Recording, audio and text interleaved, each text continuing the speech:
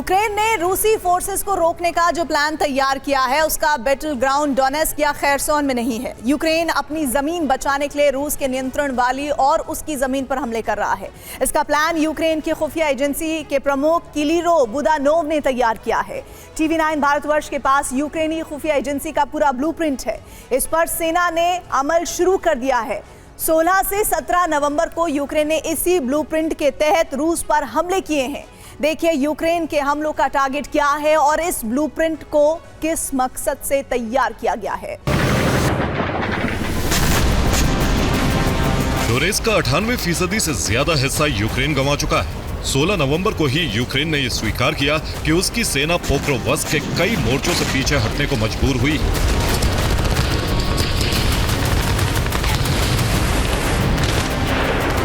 इससे साफ है कि यूक्रेन अपनी पूरी मैन पावर और बारूदी शक्ति का इस्तेमाल करने के बाद भी रूसी फौज के आगे बढ़ने की रफ्तार कम नहीं कर पा रहा।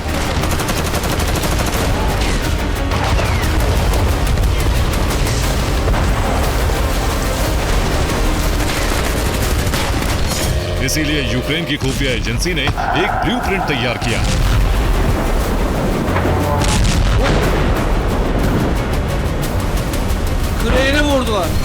यूक्रेन की खुफिया एजेंसी का नाम GUR है। इसके प्रमुख हैं किरीलो बुदानोव।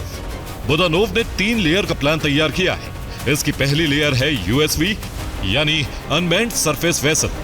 दूसरी लेयर है UAV यानी अनमैन्ड एरियल व्हीकल और तीसरी लेयर है एनर्जी सेक्टर की। यूक्रेनी सेना की ड्रोन ब्रिगेड को एक्टिव कर दिया गया। यूक्रेन की ड्रोन फोर्सेस को रूस के एनर्जी ठिकानों पर हमले करने के लिए इंटेलिजेंस यूरोप से मिल रहा है और UAV के जरिए रूसी एनर्जी ठिकानों को तबाह किया जा रहा है।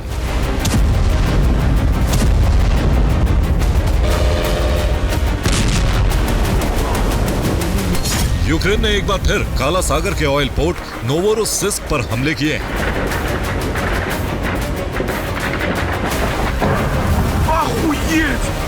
इसके साथ ही ओरियोल में एक पावर प्लांट पर ड्रोन हमले किए गए।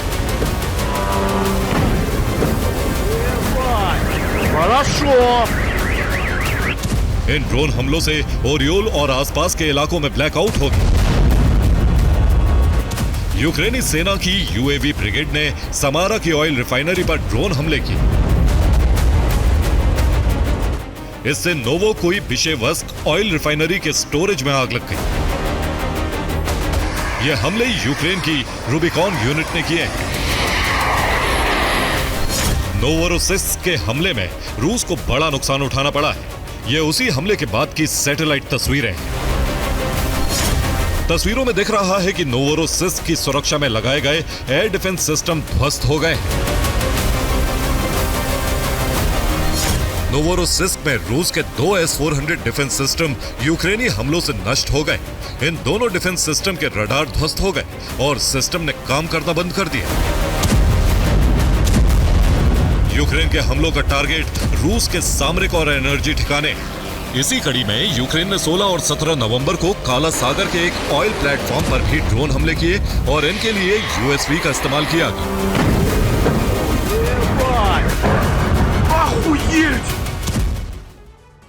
यूक्रेन ने ऑयल रिज पर हमलों के लिए कातरान X1, X3 USV का इस्तेमाल किया। 1 कातरान में 9 FPV और 4 कैमिकाजी ड्रोन लोड किए जा सकते हैं और यूक्रेन का कातरान USV रूसी प्लेटफॉर्म के करीब पहुंचा। इसके बाद कातरान में पहले से लोड ड्रोन लॉन्च कर दिए गए। इस तरह रूस के ऑयल प्लेटफॉर्म्स पर FPV कैमिकाजी हमले किए गए। इस प्लेटफॉर्म पर लगाया गया रूस का एक रडार सिस्टम भी तबाह हो गया।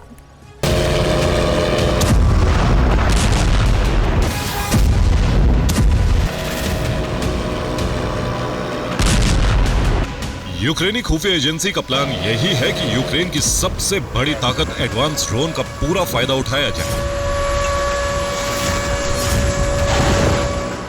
शहरों में सायरन बज रहे हैं। इन ड्रोन का इस्तेमाल रूसी कब्जे वाली जमीन से लेकर रूसी शहरों तक किया जा रहा है।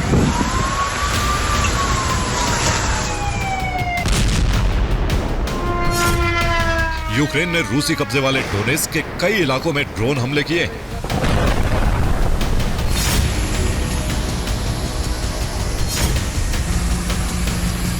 इन हमलों में डोनेस्क का एक पावर स्टेशन तबाह हो गया।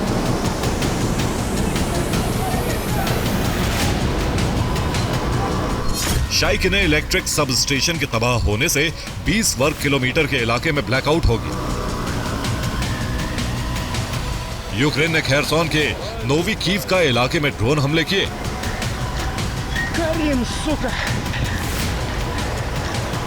इन हमलों में रूस के एक बक और M3 surface to air missile system खाक हो गए। जेपोरिजिया में यूक्रेन ने ड्रोन हमले करके रेलवे लाइन को ध्वस्त कर दिया। इससे रूसी सेना की बारूदी सप्लाई कट गई। यूक्रेन ने रूसी कब्जे वाली जमीन के साथ साथ रूसी शहरों पर भी हमले किए।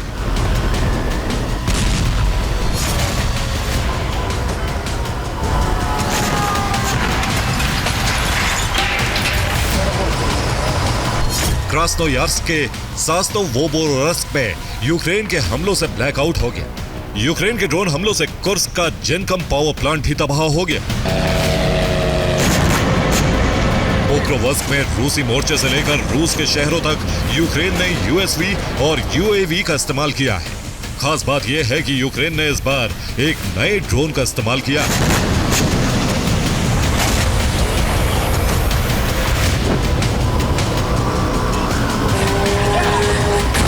इस ड्रोन का नाम बार्स मिसाइल ड्रोन, जो आम ड्रोन की रफ्तार से ज्यादा तेज और घातक है।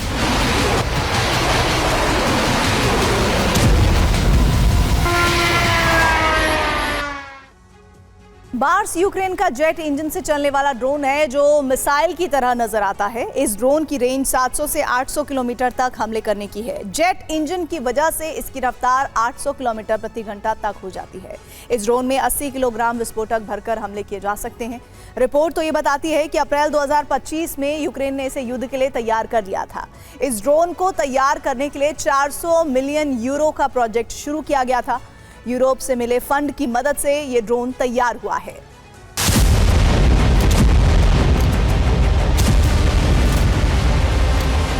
यूक्रेन का प्लान है कि रूस पर उस जगह हमले किए जाएं जिससे उसकी सेना की ताकत और संसाधनों पर असर पड़े, क्योंकि सीधी जंग में यूक्रेन रूसी सेना के सामने टिक नहीं पा रहा है।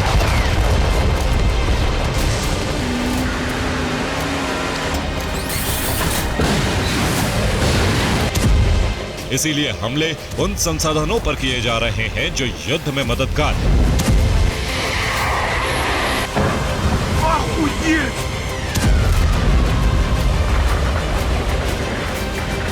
अगर तेल सप्लाई, बिजली सप्लाई और रेल नेटवर्क बाधित होते हैं तो रूसी सेना की ताकत पर इसका असर पड़ना तय और इससे आगे बढ़ने की रफ्तार भी कम होगी।